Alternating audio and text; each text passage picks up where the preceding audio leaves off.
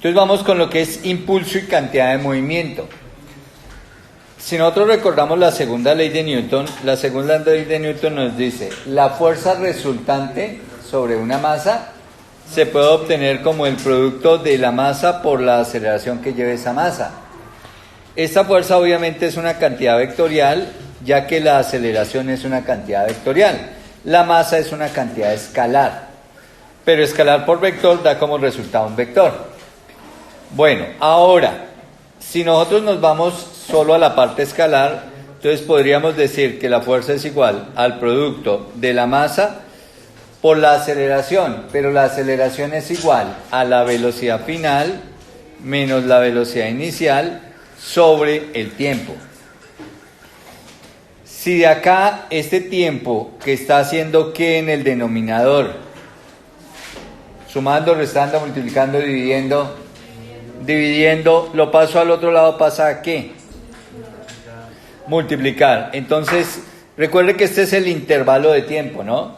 Entonces tendré que F por el intervalo de tiempo es igual a M factor de velocidad final menos velocidad inicial. Bueno, representando así la velocidad final e inicial. Esta ecuación, fíjense que es la misma segunda ley de Newton. La misma segunda ley de Newton. Pero expresa una equivalencia. Esa equivalencia que está expresando, lo del lado izquierdo, esto se llama el impulso. Y lo del lado derecho se llama la cantidad de movimiento. Entonces, ¿qué estamos diciendo? Que el valor del impulso es exactamente igual a la cantidad de movimiento. Y eso puede verse reflejado en esta situación. Fíjense que este es un palo de golf. Esto es una masa, ¿sí o no? Bueno, viene y le pega a esta otra masa. Esta masa aquí está con una velocidad inicial. ¿Qué velocidad inicial tiene esa masa? 0, ¿cierto? Pero tiene una velocidad inicial. Esa colisión entre el palito de golf y la pelotica dura una fracción de tiempo muy pequeña, de milisegundos, es cuestión de milisegundos. Pero durante milisegundos los dos tienen contacto. Y el palito lo que hace es aplicarle una fuerza a la pelotica, aplicarle una fuerza a esta masa, porque esto es una masa, ¿sí o no? Le aplica cierta cantidad de fuerza a esa masa durante un intervalo de tiempo muy pequeño. ¿Qué fue lo que vimos acá? Fuerza aplicada durante un intervalo de tiempo. O sea que, ¿qué proporciona? Un impulso. Le proporciona un impulso a esta pelotica. Como resultado, ella cambia la cantidad de movimiento. ¿Cómo era su cantidad de movimiento acá? 0, no tenía movimiento. Y ahora tiene una cantidad de movimiento que, fíjense, esta cantidad de movimiento es el producto de la masa por la velocidad. La velocidad, obviamente, con la cual salió la pelotica, que la puedo describir como la velocidad final. Y eso es lo que me describe aquí la segunda ley de Newton, expresada en esta manera. El impulso que se proporciona a un objeto es igual a la fuerza que se le aplica a él durante cierto intervalo de tiempo. Como resultado, cambia su cantidad de movimiento que posee. ¿Listo? Y esto lo vamos a aplicar en la solución de estos problemas. Vamos con el 9.1, impulso y cantidad de movimiento. Dice, una llave de tuercas, una llave, ¿cierto? De 0,5 kilogramos de masa. Cae desde una altura de 10 metros. Entonces imagínese una llave de 0,5 kilogramos, altura 10 metros. ¿Cuál es la cantidad de movimiento inmediatamente antes de tocar el suelo? Este sería un esquema de la situación. Aquí está mi llave de tuercas. Está a una altura de 10 metros. Entonces aquí vamos a señalar la altura. Esta altura a la cual se encuentra con respecto al piso son 10 metros.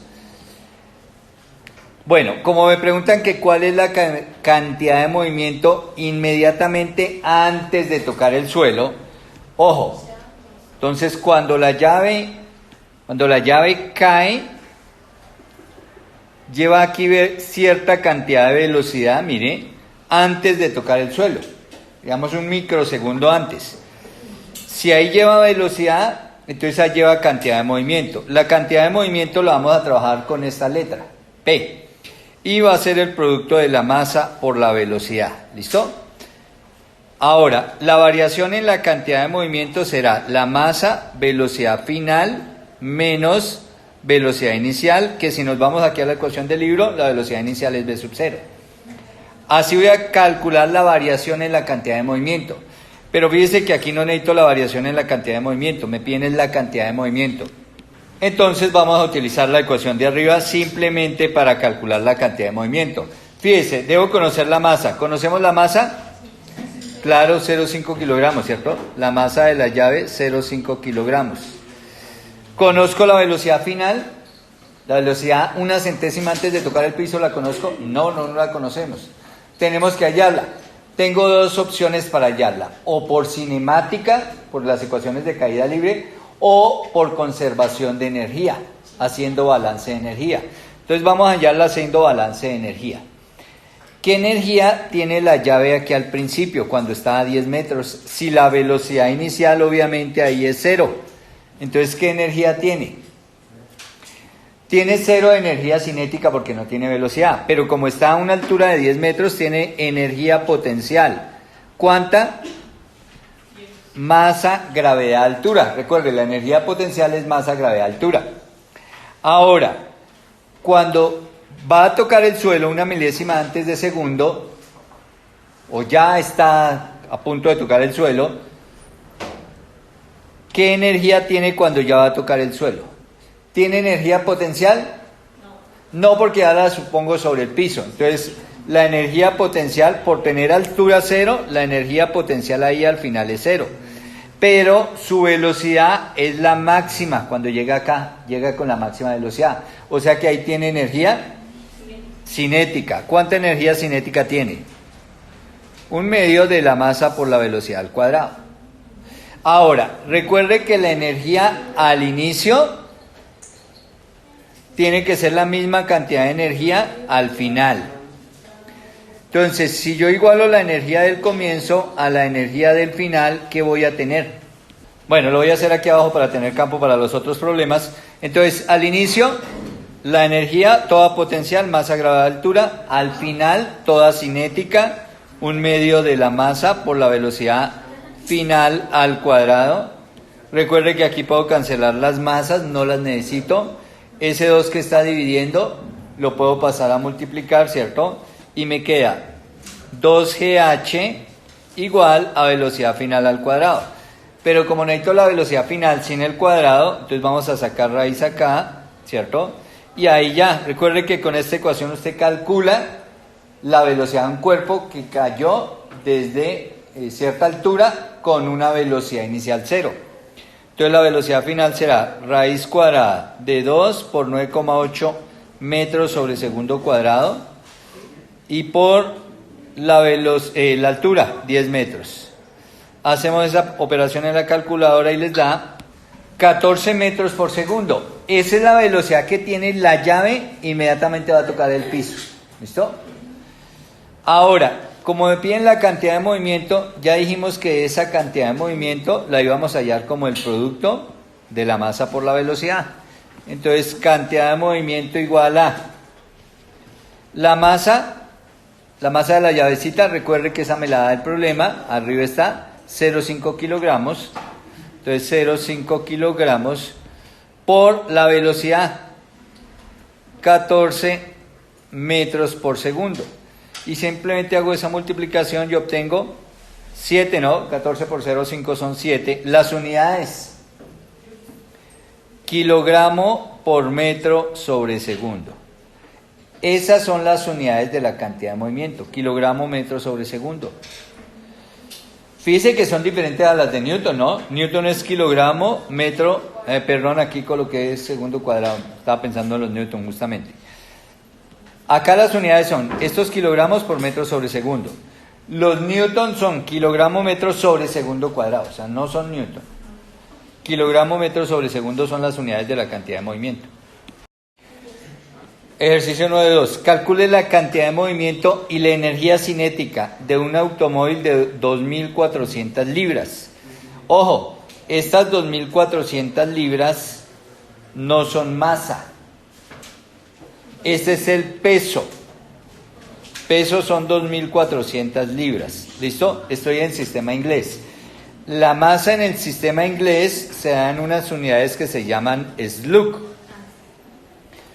¿Listo? Entonces, un automóvil que pesa 2.400 libras y que avance hacia el norte a velocidad, ojo, él va a velocidad de 55 millas por hora.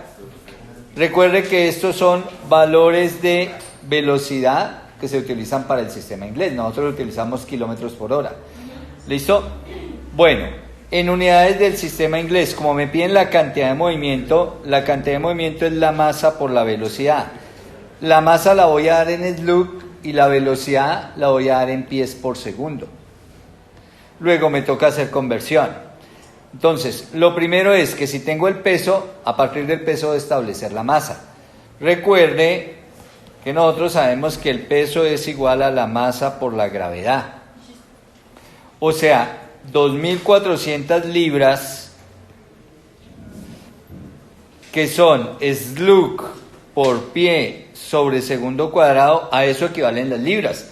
Así como los newton equivalen a kilogramo metro sobre segundo cuadrado, las libras equivalen a slug pie sobre segundo cuadrado.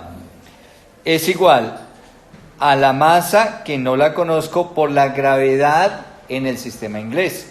La gravedad en el sistema inglés es 32,2 pies sobre segundo cuadrado. De acá despejamos la masa, entonces serán los 2.400 slug pie sobre segundo cuadrado dividido, ¿cierto? Porque la gravedad que está multiplicando baja a dividido 32,2 pies sobre segundo cuadrado. Y entonces lo que les decía, fíjense que las unidades se me cancelan acá y las unidades de masa me quedan en slug. Entonces la masa de ese automóvil es 74,53 slug, ¿no? Esa es la cantidad de masa del automóvil. ¿Listo? Ahora, como solamente me piden la cantidad de movimiento, entonces cantidad de movimiento igual al producto de la masa, 74,53 slug, por el valor de la velocidad. ¿Cuánto es la velocidad? 55 millas por hora, pero las debo pasar a pies por segundo. Entonces, al ladito de una vez hago la conversión. Entonces, ¿qué decimos? Que una milla en pies equivale a... Entonces, una milla son 5.280 pies. Obviamente coloqué las millas abajo para cancelar a las millas de arriba, ¿cierto? Y al ladito de una es por la relación entre horas y segundos. Una hora, 3.600 segundos, ¿cierto? Puedo cancelar horas con horas y el resultado de esta cantidad de movimiento, fíjese, ¿en qué unidades me va a quedar? En slug pie sobre segundo. Bueno, obtenemos 6.012 slug pie sobre segundo, que estas son las unidades para la cantidad de movimiento, ¿no? Se nota con esta letra, con la letra P. Vamos con el ejercicio 9.3 que dice, un camión de masa, pues no dice masa, no, pero 2.500 kilogramos es masa, viaja a velocidad de 40 kilómetros por hora, golpea a una pared de ladrillo. Entonces, ahí está el camioncito, viene andando, más arriba, ahí está el camioncito, ¿cierto? Viene andando y colisiona de frente con esa pared de ladrillo, ¿listo? Obviamente el camioncito aquí va a quedar arrugado, ¿listo? Él viene a velocidad, ojo, ahí está a velocidad de 40 kilómetros por hora, esa es la velocidad a la cual viene. Entonces colisiona con la pared de ladrillo y se detiene a los 0,2 segundos. Entonces se forma y cuando han pasado 0,2 segundos, después de que tocó la pared y colisionó, se detuvo. ¿Cuál es el cambio en su cantidad de movimiento? Ojo, ya me dicen cambio, la variación en la cantidad de movimiento. Recuerde que esa variación se halla como masa, velocidad final menos velocidad inicial. así hallo la variación en la cantidad de movimiento y esto es lo que me están preguntando. La otra pregunta, ¿cuál es el impulso? Entonces ya lo dijimos al principio, ¿cierto? Cuando hicimos la deducción de la ecuación, el impulso es F por delta de t y es igual a la variación en la cantidad de movimiento. ¿Listo? Entonces me están preguntando por el impulso y ya sabemos que el impulso es igual a la variación en la cantidad de movimiento. ¿Listo? La otra pregunta, ¿cuál es la fuerza media sobre la pared durante el choque? Acá, el camioncito venía y aplicó una fuerza aquí a la pared. Le hizo fuerza a la pared. ¿Cuánta fuerza en promedio le hizo? La fuerza media. ¿De cuánto es? Bueno, entonces empecemos contestando la pregunta A. La pregunta A, ¿cuál es el cambio en su cantidad de movimiento? Entonces, acá A, cambio en la cantidad de movimiento. Entonces recuerde, delta de P igual a masa. La masa del automóvil son 2.500 kilogramos. Factor D, la velocidad final del automóvil, ¿cuánto será? 0. Porque se supone que si choca, se detiene y queda con velocidad 0. Menos la velocidad inicial. ¿Cuánto es la velocidad inicial?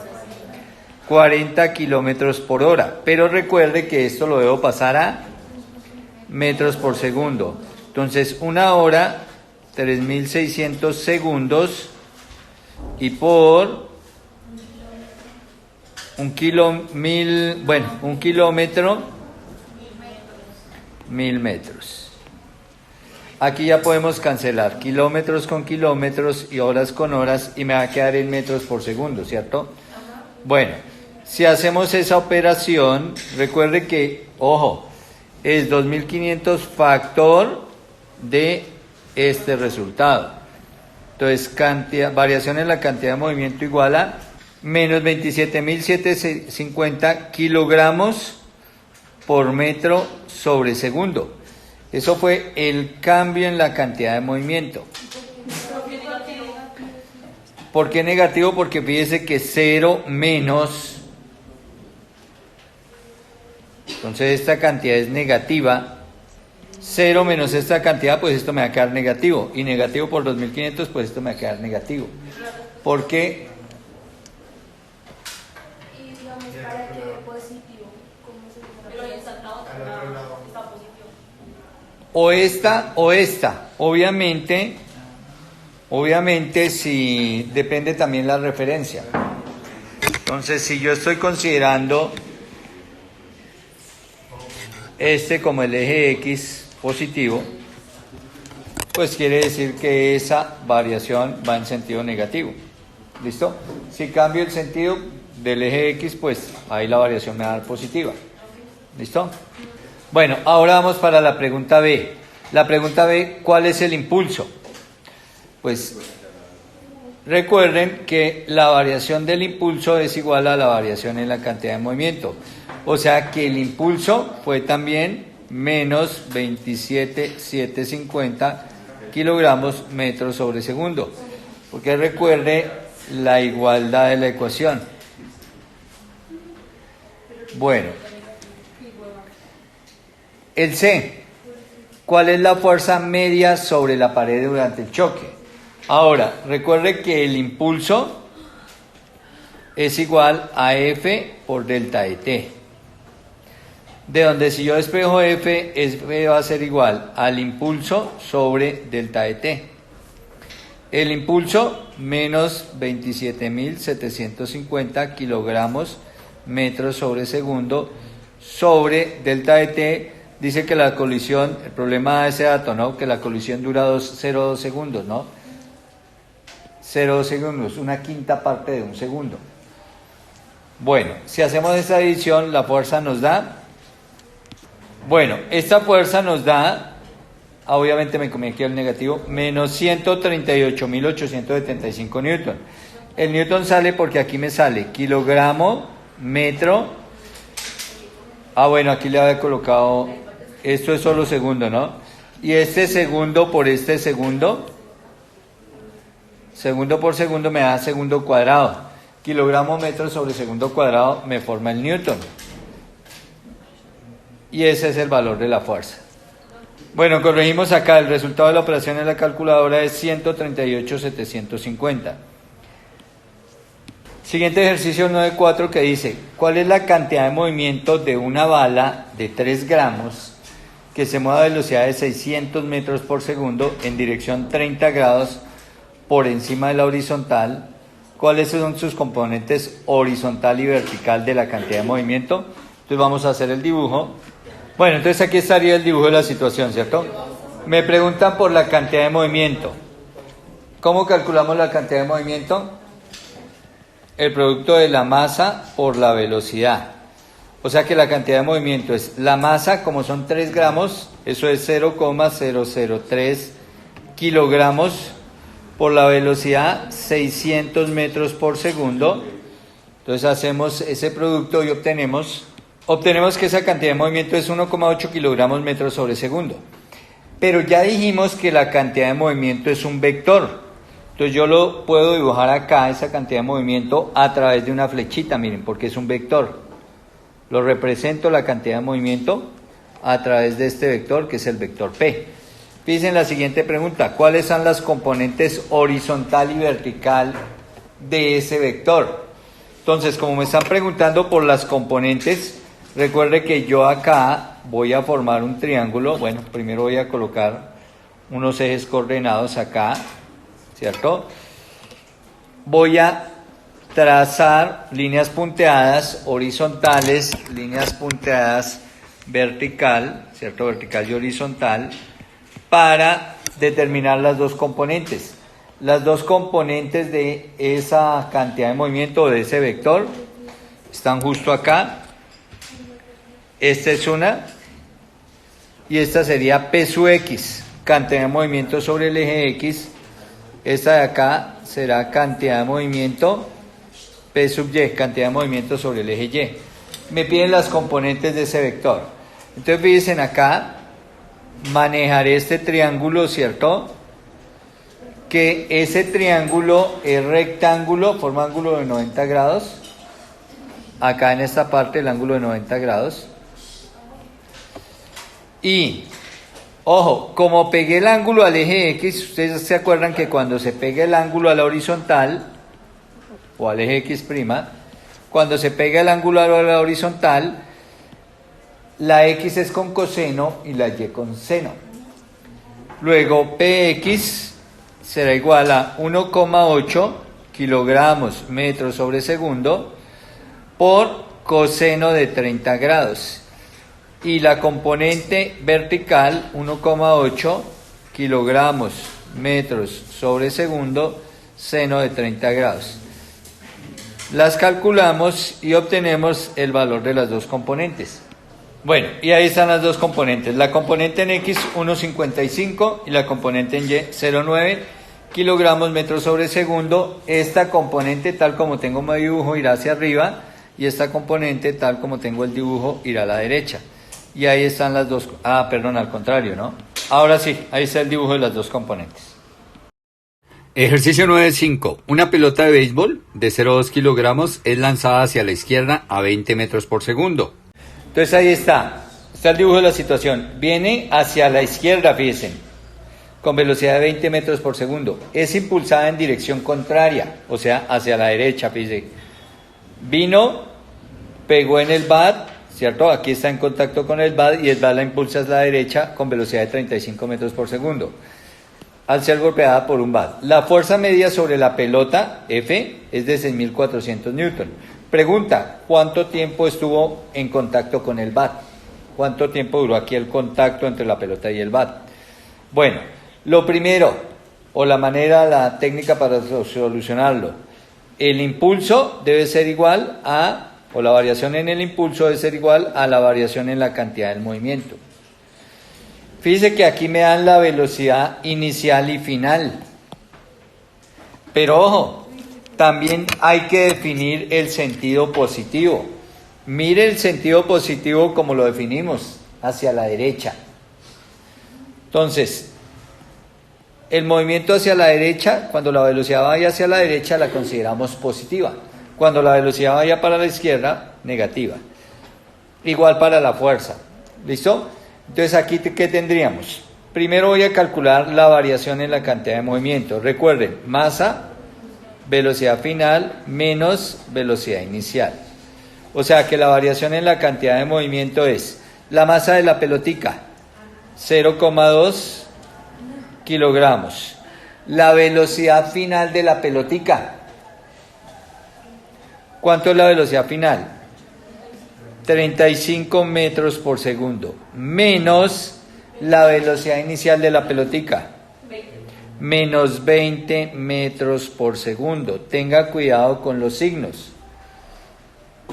Fíjese, este menos es este menos. Este menos es este menos. Pero inicialmente la pelotica venía en sentido contrario a mi sentido que dibujé como positivo. Ella iba viajando hacia la izquierda. Como iba bajando hacia la izquierda, esto es negativo. ¿Listo? Bueno, hacemos la operación. Recuerde que este menos por este menos le va a dar más. Entonces será 35 más 20, 55. Y eso por 0,2. Entonces la variación en la cantidad de movimiento es 11 kilogramos por metro sobre segundo.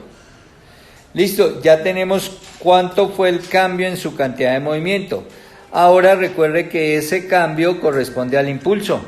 Ahora, como me piden la fuerza, ¿cierto? Y en esta ecuación por ahí no se ve por ningún lado la fuerza, pero en la ecuación de impulso sí, ¿cierto? Recuerde que el impulso es la fuerza por el intervalo de tiempo. Pero resulta que el impulso ya lo tengo. Siempre que usted tenga la cantidad de movimiento, automáticamente tiene el impulso.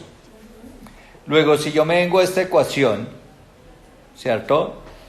Y digo que el impulso que se proporcionó fue de 11 kilogramos por metro sobre segundo, y que eso es igual a la fuerza que se aplicó. Esa fuerza me dicen que es de 6.400 newton, ¿cierto? Y multiplico por el intervalo de tiempo. Fíjese que ya puedo expresar puedo despejar y saber cuánto fue la fracción de tiempo que duró el golpe. Entonces, si despejamos, me da que la fracción de tiempo que duró el golpe fue de... Bueno, esa fracción de tiempo da, fíjese, recorremos cómo se leen decimales. Aquí está el punto, ¿cierto? Décimas, centésimas, milésimas, 10 milésimas. 17 10 milésimas de segundo. 17 10 milésimas de segundo. Es una fracción de tiempo muy, muy pequeña que dure ese golpe, ¿no? Y eso es realmente lo que sucede en un bateo.